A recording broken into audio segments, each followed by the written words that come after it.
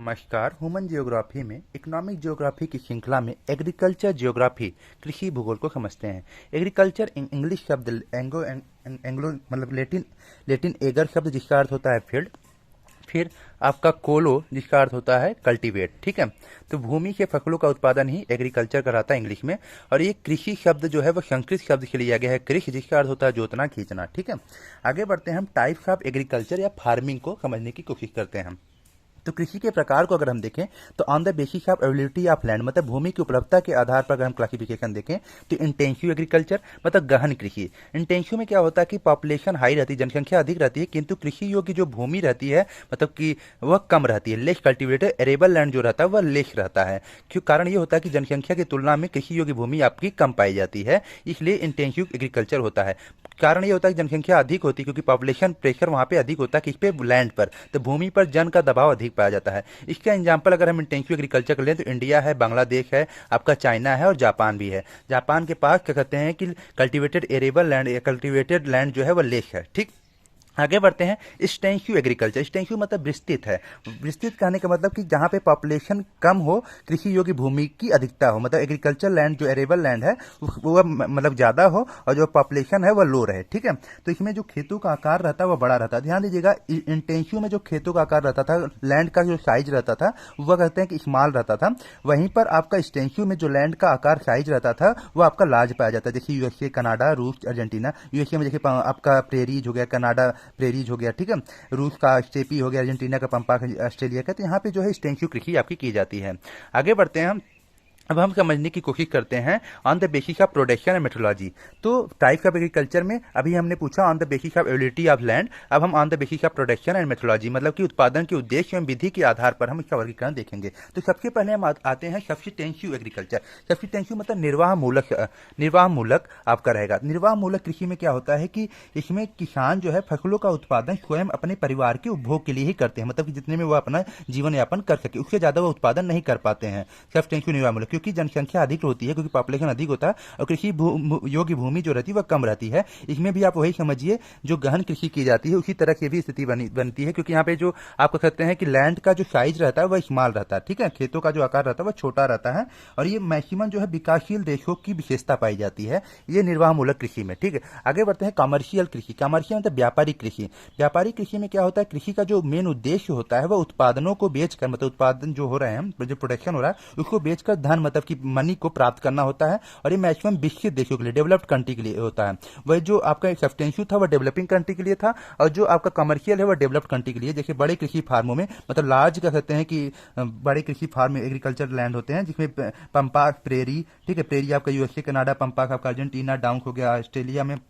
Mainly ध्यान दीजिएगा कि इसमें गेहूं का उत्पादन होता है। ठीक है, पंपाक, प्रेरी, इसमें गेहूं का उत्पादन आपको मिलेगा कमर्शियल व्यापारिक कृषि के लिए, बेचने के लिए। ठीक, आते हैं प्लांटेशन एग्रीकल्चर। प्लांटेशन मतलब बागाती या बागानी या रोपड़ कृषि। ठीक है, तो बागाती बागानी रोपड़ कृषि में जानते रहिए ये भी एक तरह से कमर्शियल कृषि ही है। मेनली ये कमर्शियल कृषि एग्रीकल्चर के अंतर्गत ही आता है। इसमें कैश क्रॉप नकदी फसल होता है, जैसे टी हुआ, चाय हुआ, कॉफी हुआ, रबड़ हुआ, कोकोआ हुआ, टीसी। अब आते हैं जूमिंग शिफ्टिंग कल्टीवेशन। जूमिंग कहिए, जूमिंग आपका नॉर्थ ईस्ट इंडिया में कहा जाता है, शिफ्टिंग कल्टीवेशन कहा जाता है। स्लैश एंड बर्न, स्लैश मतलब कर्तन और दहन, मतलब इसमें क्या होता है कि पहले पेड़ों को काट दिया जाता है, फिर उसके बाद उसे जलाया जाता है, तो इससे जो फर्टिलिटी मिलती है, फिर उसके बाद वहां से प्रोडक्शन होता है। तो पहाड़ी एरिया में, पठारी एरिया में आपका होता है, जो कि आदिम कहते हैं कि तरीके से कृषि की जाती है। इसमें लैंड का रोटेशन होता है। ध्यान दीजिएगा, लैंड का रोटेशन मतलब एक जगह काटते हैं, फिर वहां पे अपना प्रोडक्शन करने के बाद सेकंड जगह पे अपना जाते हैं। इसे श्रीलंका में चेन्ना कहा जाता है और आपका हिंदेशिया में लदांग और रोडेशिया में इसे मिल्पा कहा जाता है। इसमें क्या होता है, वृक्षों तथा वनस्पतियों को काटकर उन्हें जला दिया जाता है। साफ की गई भूमि पर पुराने उपकरणों हल से जुताई करके बीज को बो दिया जाता है। अब हम कुछ इंपॉर्टेंट एग्रीकल्चर टर्म को पढ़ने की कोशिश करेंगे। महत्वपूर्ण एग्रीकल्चर टर्म जो कि बहुत ही, देखिए, क्रॉप इंटेंसिटी, शस्य गहनता या फिर कह सकते हैं फसल गहनता। इसमें ध्यान दीजिएगा term frequency of crop in A cropping year. कहने का मतलब हुआ एक निश्चित कृषि क्षेत्र पर, ठीक है, एक फसल वर्ष में, एक क्रॉपिंग ईयर, एक फसल वर्ष में जितनी बार, फ्रीक्वेंसी मतलब आवृत्ति, फ्रीक्वेंसी ऑफ क्रॉप मतलब जितनी बार फसलें उगाई जाती हैं उसी को हम क्रॉप इंटेंसिटी कहते हैं। एक निश्चित कृषि क्षेत्र पर एक फसल वर्ष में कितनी बार फसलें उगाई जाती है उसे क्रॉप इंटेंसिटी कहते हैं, कितनी बार आप उस फसल को उगा रहे हैं। तो ध्यान दीजिएगा, एक फसल वर्ष में अब देखिए more than one crop produce कर रहे हैं, ठीक है, एक इन ए ईयर, एक एक एक साल में ऑन लैंड, मतलब कि लैंड पर एक साल में आप एक से अधिक फसल उगा रहे हैं। देखिए एग्जाम्पल के लिए मान लीजिए खरीफ हो गया, रबी हुआ और जायद होता है, ठीक है। तो खरीफ समय में सीजन में आप धान ले रहे हैं, राइस ले रहे हैं, रबी में आप वीट ले रहे हैं, गेहूं ले रहे हैं, जायद में आप वेजिटेबल ले रहे हैं, खीरा तरबूज ले रहे हैं। तो जायद का समय मार्च और अप्रैल का है। तो कहने का अर्थ हुआ आप धान भी लिए, गेहूं भी लिए, वेजिटेबल, तो एक से अधिक आप फसल का उत्पादन कर रहे हैं इन ए ईयर, एक साल के अंतर्गत। इसको निकालने का सूत्र है कुल कृषि क्षेत्र मतलब कुल बोया गया क्षेत्र अपान कुल कृषि क्षेत्र इंटू 100। आप इसे ऐसे समझिए, मान लीजिए पूरा लैंड है आपका 100 एकड़ का, ठीक है। और 100 एकड़ में आप खरीफ समय में 100 जो है 100 क्या कहते हैं कि 100 एकड़ में पूरा 100 एकड़ में खरीफ सीजन में आप राइस को बो देते हैं। फिर आप रबी सीजन में आप 100 एकड़ में वीट को बो देते हैं। और जायद के समय में आप 60% एरिया में इसमें आप क्या खीरा और तरबूज बो देते हैं। तो कुल कृषि क्षेत्र आपका मान लीजिए 100 हो गया, ठीक। और आपने क्या क्या उठाया, 100 एकड़ में एक बार 100 का फायदा उठाया, फिर आप राइस 100 का उठाया, फिर वीट का आप 100 ले लिए, और फिर आप तरबूज जायद में 60 ले गए। तो 260/100 इंटू 100 कर देंगे, क्योंकि ये फार्मूला देखिए इंटू 100 कर लेंगे तो क्रॉप इंटेंसिटी 260% आ जाएंगे, मतलब बहुत अच्छी क्रॉप इंटेंसिटी आप ले पा रहे हैं। अब आते हैं क्रॉप कॉम्बिनेशन। कॉम्बिनेशन शब्द को पढ़िए, कॉम्बिनेशन आप कर रहे हैं, ठीक है। कॉम्बिनेशन मतलब संयोजन करना, कि इसमें क्या होता है कि फसल का संयोजन, इसमें क्या होता है कि मेजर क्रॉप जो होता है और माइनर क्रॉप रहता है उसको हम कंबाइन कर देते हैं। जैसे एक विशिष्ट फसल को ले लीजिए, मतलब गेहूं को ले लीजिए या चावल को ले लीजिए, ठीक है, विशिष्ट मेन फसल हो गया, ठीक है, मेजर फसल, और उसके साथ आप जोड़ दीजिए अनेक गौड़ फसल, जैसे चना को ले लीजिए, आलू को ले लीजिए, अलसी को ले लीजिए। जब इनको कंबाइन कर देते हैं क्रॉप कॉम्बिनेशन कहता है।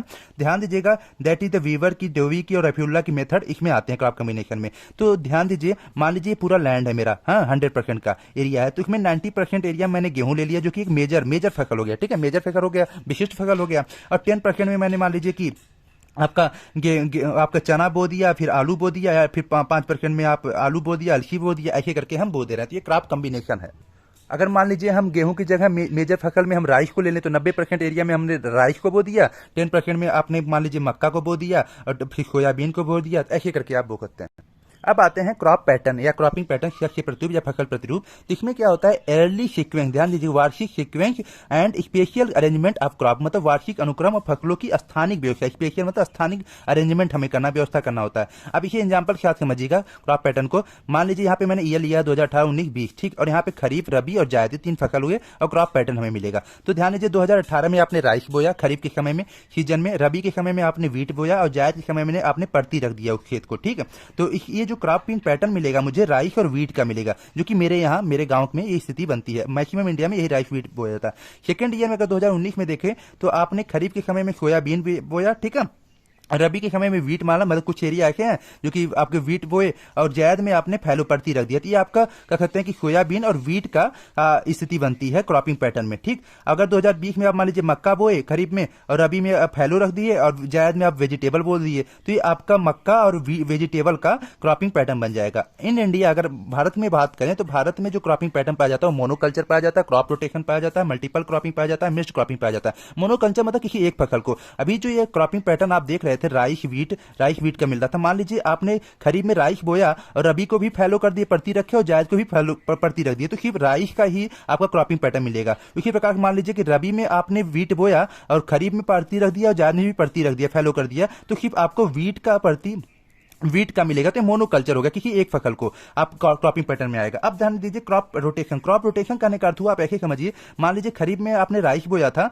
और आप जो है 2018 में राइस बोया था, फिर आप जो है 2019 में सोयाबीन बो दिए, 2020 में मक्का बो दिया, और रबी में मान लीजिए आपने 2018 में वीट बोया था, और आप जो है 2019 में वीट न बो के जौ बो दिए, क्योंकि पैटर्न है ना, वो रोटेशन है ना, तो आपने चेंज करना है। क्रॉप रोटेशन मतलब चेंज, वीट की आप जौ को बो दिए, ठीक, आप या फिर अगले दान सरसों को बो दिए, तो ऐसे आप क्या कहते हैं चेंजेस डाल दिए। तो इसका जो रोटेशन बनेगा वो आपका पैटर्न के आधार पे रखा जाएगा, ठीक। अब आगे बढ़ते हैं multiple cropping. Multiple cropping India में ऐसे मतलब 2 और मोर क्रॉप इन 1 ईयर, कहने का मतलब कि एक या एक से अधिक क्रॉप को एक साल में उगाना। देखिए आपने राइस को भी उगाया, वीट को भी उगाया, वेजिटेबल को। मान लीजिए खरीफ में आपने राइस को ले लिया, और फिर उसके बाद आप रबी में आपने वीट को ले लिया, और फिर आप जायद में वेजिटेबल को ले लिया, ठीक। तीनों को एक साथ उगा रहे हैं एक साथ, तो आपका मल्टीपल क्रॉपिंग हुआ। मिक्स्ड क्रॉपिंग मतलब ये हुआ कि मान लीजिए खरीफ में ही आप राइस भी बो दे रहे हैं, फिर सोयाबीन बोल रहे हैं, मक्का, तीनों साथ में मिला के बो दे रहे हैं। तो एक साथ 2 या 2 से अधिक फसलों को एक साथ मतलब मिक्स करके बोना। देखिए गेहूं, जौ, सरसों, मान लीजिए कि आपने रबी के समय वीट बो दिया, जौ बो दिया, और फिर सरसों बो दिया, तीनों को मिक्स करके बो दिए, तो ये आपका मिक्स्ड क्रॉपिंग के अंतर्गत आएगा। अब हम क्रॉप सिस्टम को समझने की कोशिश करते हैं। क्रॉप पैटर्न की तरह ही क्रॉप सिस्टम भी होता है। इसमें क्या होता है, क्रॉपिंग पैटर्न हुआ, जैसे कि आप ऐसे समझिए, अभी हम क्रॉपिंग पैटर्न देख रहे थे ना कि राइस वीट का और फिर आपका सोयाबीन वीट का, फिर आपका ऐसे करके क्रॉपिंग पैटर्न। तो क्रॉपिंग पैटर्न मान लीजिए राइस वीट का हो गया plus animal husbandry, sorry cropping pattern plus management, आपने क्या मैनेजमेंट किया है ये आपका क्रॉप सिस्टम के अंतर्गत। आप इसे ऐसे समझिए, मान लीजिए पूरा एक लैंड है, ठीक है, पूरा एक एरिया है, इस एरिया में आपने राइस और वीट का क्रॉपिंग पैटर्न आप बो रहे हैं, ठीक है, और इसमें प्लस आपने क्या कहते हैं मैनेजमेंट बनाया है। क्या मैनेजमेंट? यहाँ पे एनिमल हस्बेंड्री रखा हुआ, ठीक है, जानवर रखे हैं। तो अब क्या होता है कि राइस वीट जो आप उत्पादन कर रहे हैं वह जानवर को खिलाने के लिए तक कर रहे हैं। अब इससे जो गोबर मिल रहा है, खाद मिल रहा है, वो आप इस खेत में यूज कर रहे हैं राइस वीट के उत्पादन में। तो ये क्या कहते हैं कि राइस वीट को एनिमल को खिला रहे हैं, एनिमल की हस्बेंड्री को आपको राइस वीट उत्पादन में मिल रहा है। तो यही है क्रॉप सिस्टम, ठीक है, क्रॉपिंग पैटर्न प्लस मैनेजमेंट आप बना दिए हैं, चाहे वो एनिमल हस्बेंड्री ले लीजिए, कहीं और को भी ले सकते हैं। अब आते हैं कंपेनियन, आप कंपेनियन क्रॉप। कंपेनियन मतलब होता है हम सहयोगी करना, जैसे कि हमारा फ्रेंड कौन है, हमारा पार्टनर कौन है, ये होता है ना कंपेनियन। तो वे दो फसलें या कहते हैं 2 और मोर फसल जो एक दूसरे की वृद्धि मतलब ग्रोथ में बाधा नहीं करते हैं, उसे हम कंपेनियन क्रॉप करते हैं। जैसे आप समझिए गेहूं प्लस सरसों और जौ, इन दोनों को अगर चारों को बोएंगे तो ये आपको बाधा नहीं डालेंगे, एक साथ उगेंगे, ठीक है। ये नहीं है कि गेहूं ज्यादा उग जाएगा सरसों की ताकत को ले लेगा, ऐसी बात नहीं रहती, बल्कि ये क्या कहते हैं साथी होते हैं, ठीक है। और टमाटर को लिए तो टमाटर के साथ खीरा हो गया, तो ये सब आपके क्या कहते हैं साथी का, तो ये कंपेनियन है, पार्टनर की तरह कार्य करते हैं, इनको साथ में वो करते हैं आप। एग्रीमेंटिंग क्रॉप, एग्रीमेंटिंग मतलब होता है बढ़ाना, एग्रीमेंट मतलब बढ़ाना, वृद्धि कारक फसल, वृद्धि कारक मतलब वृद्धि करना। जब एक फसल मतलब एक क्रॉप जो है दूसरी मुख्य फसल मेन फसल की उपज को बढ़ाने के लिए बोई जाती है, जैसे बरसीम और सरसों। तो बरसीम सरसों साथ में बोया जाता है जिससे कि उत्पादन अच्छा मिलता है, ठीक है। तो बरसीम और सरसों के बो दें या फिर ज्वार और बाजरा के बो दें। ज्वार बाजरा के साथ आप काऊ पीस, जो कि बोड़ा सब्जी है ना, बोड़ा सब्जी होता है बोड़ा, तो उसको अगर हम ज्वार बाजरा के साथ बो दें तो ये आपका कहते हैं कि फायदा करता है इसको उठाने में, ठीक है।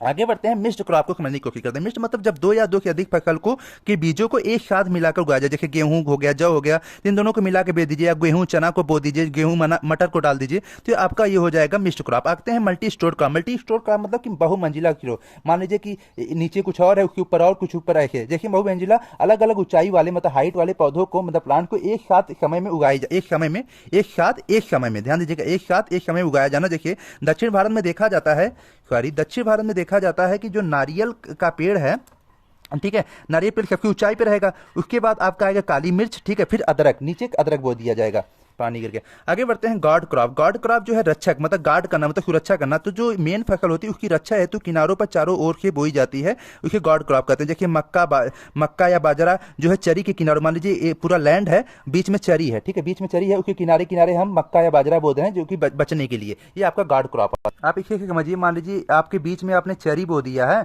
और किनारे किनारे मक्का बाजरा डाल दिया है सुरक्षित रखने के लिए चरी को।